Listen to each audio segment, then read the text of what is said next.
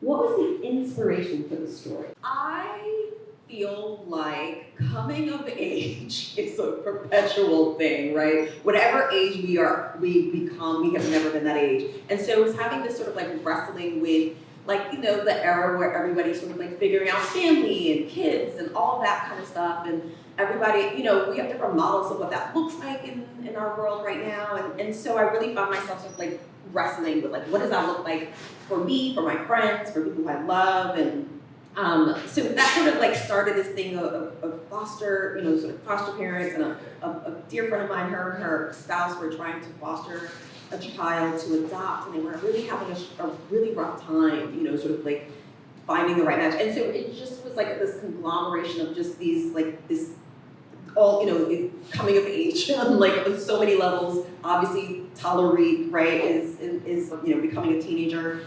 These both Amelia and Matthew, and even Octavia in her own way of, you know, learning, adjusting to this changing neighborhood. Just, you know, so that's where it sort of started. And in all my work, I lean on comedy to get to heart. I think that when we laugh, then we can open ourselves to like get to some of the deeper stuff. And so that's my hope that that's what's happening with this play.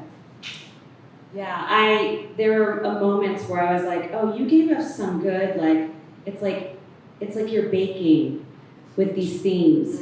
You gave us a little butter and then some sugar, and then you're dropping us into this world where we're talking about gentrification, we're talking about intergenerational trauma and also child rearing, and who gets to do that, and what are the things that need to be taught. So with that said, I would love to go ahead and go to our director who dove right into this. I'm curious about this process, this current process that you had workshopping this piece, and what piqued your interest and things that you found that were surprising during this process. So what piqued my interest was I originally from Jamaica. So, and also migrating to the US, I started to resonate with the cultural nuances. And immediately after I read the script, I remember I met with Chandra, we're talking about, I was, you know, tapping into a couple of the different nuances I picked up, and then after I was like, oh, I forgot to ask you, when we say gentrification, are we also looking at the cultural influences of when other people migrate here, and what is that experience between these two, between Miss Octavia, and then just looking on the racial differences as well. So everything about it just became the type of stories that I'm drawn to. Because I believe there is a world where we're all basically living the same life with small, maybe major differences between how we're raised or how we experience it. And those are the little nuggets that were drawn me to it because of the material that I like to work with. So that's one aspect of it, but it had a lot. It was unpacking that relationship. It was looking at bringing a child up in this country, which is different. And then I start to reflect on just my upbringing. I'm like, well, I have a 22-year-old man now as a son, and I've never had the talk because where I'm from, we don't have the talk. It's just not required. So yeah, it was a whole plethora of relationships. Everything was something that you could resonate with. You mentioned the talk, and just for our audience that is going to be viewing this, I would like to just inform them what does that mean, and how did you approach that in your writing process? What was something that was important to you, or something that you were playing with? Because from watching it, I was just like, this is just a beautiful balance between having talking about something that is really hard, and then you have these beautiful comic moments. So just talk a little bit more about that. Two of our characters have the talk that many parents in this country are forced to have with their young Black children, often boys, but not exclusively boys. It could be children of any gender. And I wrote the initial draft of this play during 2020, which we all know what that was and what that is still. And so I knew, because the play is wrestling with gentrification, and I knew that I wanted to be in that space, but it felt like because of that moment, that was a reflection of the hundreds of years of history in this country. It felt like it wanted to take up more space in the play, and it's definitely been refined and shaped at home. But that just felt like, when I said to somebody the other day, theater, right, we get to speak about things right away. TV, I work in TV, I work in film. Also, there's such a long lead time before, by the time someone writes something before it ends up on the screen. But theater, we can write something and you can see it today. You can see it tomorrow. You can see it in 20 minutes.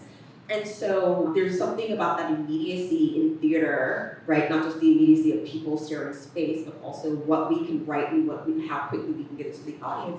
That just felt like, sort of palpable as I was drafting the play and how it's, sort of evolved of speaking to the moment. I was sitting and I was listening to all the responses in the audience. And I was like, another question I had, I was like, I feel like it's formulaic, but sometimes it's really important to go, why is theater important? And why these stories are important? But I'm curious, to both of you, why are these stories important right now? These stories are always important. Unfortunately, it's not just now. It feels like we're living in a cyclical time of life. But it is important that hopefully it actually inspires conversations, because we're all different generations, even though this is like a reoccurring story, so to speak. So it's necessary for us to be able to talk and to open up the floor for us all to have a good exchange and not make it like a one-sided experience. When you're writing something, producers will ask, who's your audience? Y'all are my audience, right? The mix of people who are in a space like this, right? This is the kind of play that could very easily be sort of cordoned off to certain communities, but it really speaks to the plethora that we are.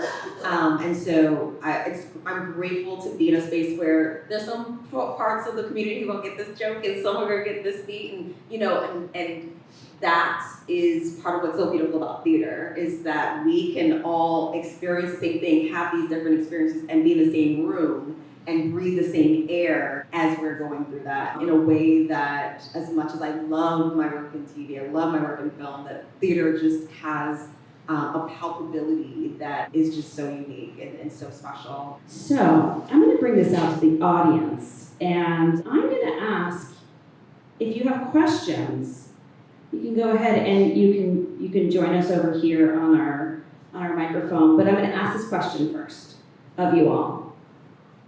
What character did you find yourself relating to? What character did you find yourself relating to? I mean, for me, it was like, I felt like I was popcorning between Amelia, Davida, Miss Octavia, like all of those characters. But what characters? Just think about that for a moment. And while you're thinking, does anyone have a question for a writer and a director? I'm just going to preface this very quickly with, I didn't know really what it was about. And I so wish that my good friend had been able to come tonight, because she is an upper class or upper middle class Black woman involved with an Indian man. They have resisted getting married for ages. They just got married. They've been trying to have a kid. They live in Harlem, in a condo, which my guy from across the street, because I live up in East Bronx, he's like, oh, I remember when that neighborhood was like, nobody wanted to go there.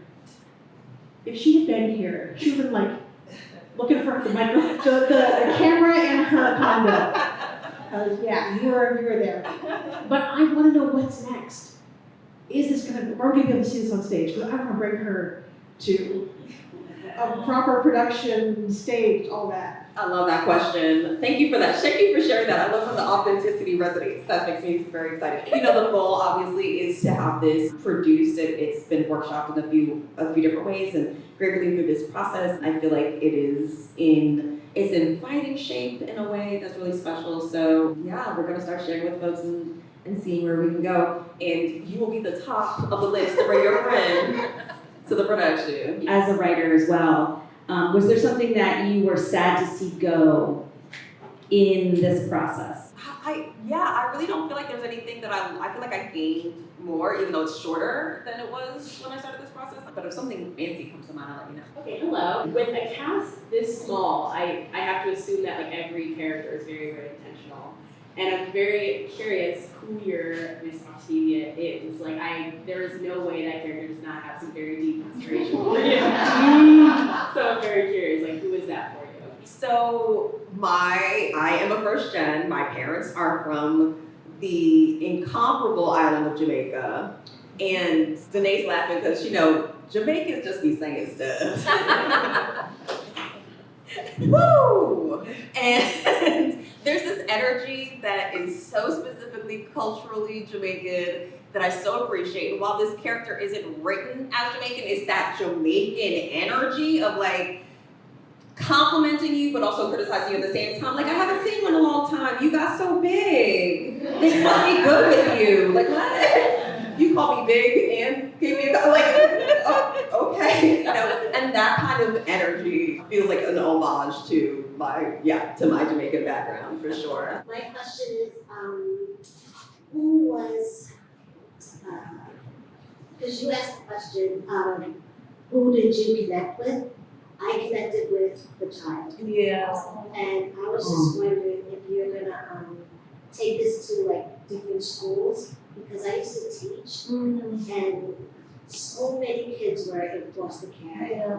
I was just wondering if we would take it to the schools, because those kids really need to see this, that they're not alone. I mean, I would love to bring it to, the thing about, a play, theater, want to bring it to everybody, of course. And I so appreciate that character resonated, because I just think that we don't talk about the foster care system nearly enough. There's so many children who are, go through the foster care system. As I mentioned, a dear friend and her husband were trying to adopt, and I got to speak to so many folks who either have been through the foster care system or have tried to foster, and it's such a complicated experience. And so, to be able to just even hold space for that is interesting, and obviously, so love to bring that to schools. All right, and with that, how do we find you all? I guess we can start with Instagram, and which is Instagram.dir.Danae, DANAE, or my website, DanaeGrandison.com. I am uncomfortably easy to find on every social media platform by my full name, Chandra Thomas. Thank you both. This is a fantastic play. So producers, please go ahead and hit her up. Thank you again.